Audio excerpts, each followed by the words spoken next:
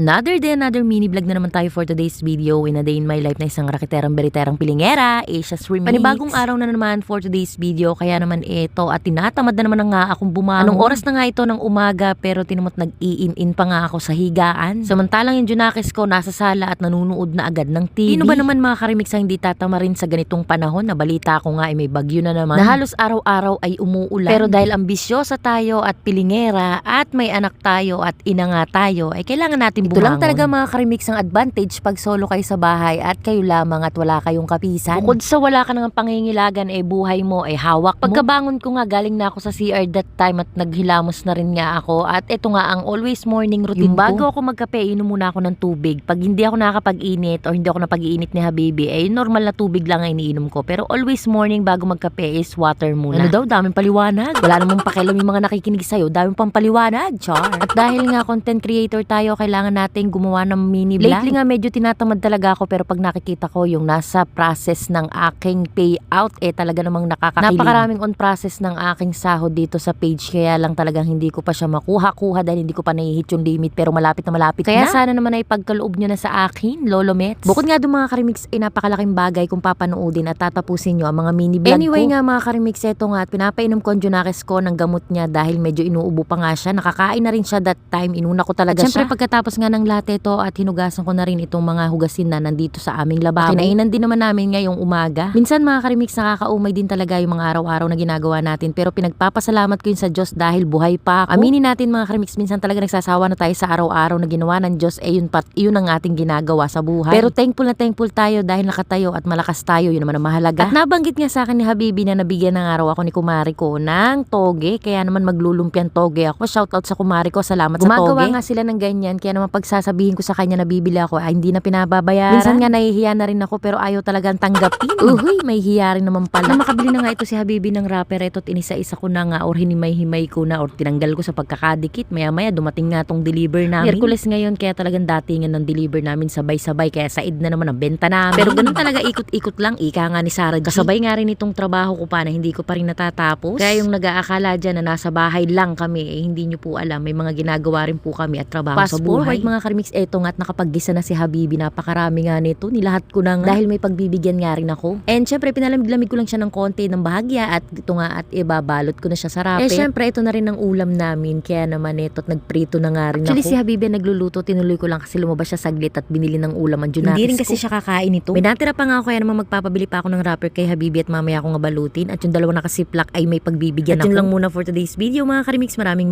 salamat.